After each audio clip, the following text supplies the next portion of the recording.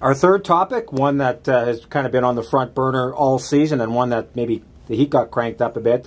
We heard on the weekend in San Jose, Trevor Linden confirmed that the entire coaching staff is coming back next year, including head coach WIllie Desjardins. Ed, what do you make of that? Is it a way to maybe change the conversation with a team that hasn't won very much? Yeah, not really surprising. The conversations I've had with Trevor through the year, Willie is still his guy, and that's not going to change. I don't see it, quite frankly, changing until about February of next season, and then I think then they might have to make a decision. For me, the thing with Willie is he checks the boxes on the big things. The players play hard for them. The young guys seem to develop.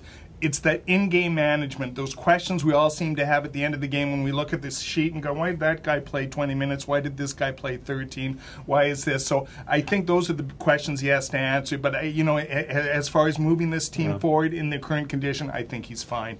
Jeff, the questions that came up in the playoff series against Calgary last year is that maybe WIllie Desjardins was outcoached, the fact that managing the Sedin's minutes, line matchups weren't quite there, that maybe he was outcoached. How much of a better coach do you think he is now than he was last spring? I want to believe that, like anybody in any job, that you're going to get better as you go. I mean, he's been at the NHL level as an assistant coach. I think sometimes people forget that. They think this is his first go-around in the NHL. I mean, he's seen the NHL up close and personal in Dallas. This is his first time calling the shots, but this guy has had success at every level, and you don't get to the NHL without having success and being a good coach. I do think that there are issues with some of those in-game decisions, and I think sometimes he's a little late to react to some of that stuff, but at the same time, I don't know who could have done a whole lot better job with the group that the Canucks had, with what he was given this year, given the injuries. I do look at player development, and all of a sudden, when you look at a guy like Jake Virtanen here in the 2 months since Christmas, people are raving about him. Some of that is the coaching staff and the role that they're giving these guys and the opportunities. I know Jared McCann's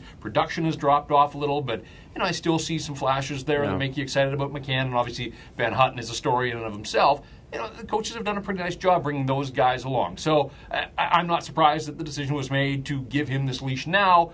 But, if he's got a healthy roster to start next season for those first 20 games, I think at that point the meter starts running. That's what I like about Willie. I think he's learned, he wants to roll his 4 lines, but I think he's getting a better feel for his team and the fact that you can change things on the fly. You don't have to be so set. I know a lot of it is predicated on the injuries that they have, but I like the fact that Willie maybe is becoming a little bit more flexible, and I think that's going to hold him good in the long stead. But I really wonder about what the big picture is, Ed. Travis Green has done a marvelous job in Utica, got him to a Calder Cup final last year, and turned down a assistant's job in Pittsburgh with Mike Johnson a couple of years ago because he's extremely loyal to the Canucks. How long does that loyalty last? He's going to want to be, the next Jeff Blashill, who goes in with an organization like he did in Detroit, had coached half of the guys, has a real familiarity with them. What do you think the plan is for Travis Green? I think it's there, and I think he's the insurance policy, but I think there's another aspect to this story.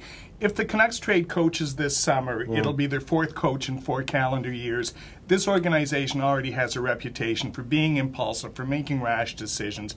They just completely turned over the hockey department 2 years ago. They think they have to create the sense of stability, the sense of order, the sense of reason here. Now, I know the head coach is a different thing and there's an emotional reaction to him, but I still think they have to let this thing settle and see if it develops. And that's why I said, to me, we're into about game 60 before we're taking a real hard look at Willie next year. Jeff, the veterans tend to be independent contractors. I mean, as long as the checks are showing up every 2 weeks, they're happy. I talked to Ben Hutton on the road. He said, I had different coaches every year in college. He says, you don't understand what it's going to mean to a rookie to not only make the team this year, but to come back and knowing there's the stability in the coaching rank. What do you think that's going to mean for those players in year 2? Yeah, well, I think that, these young guys that we talk about have already sort of bought into Willie Desjardins because he's given them opportunities.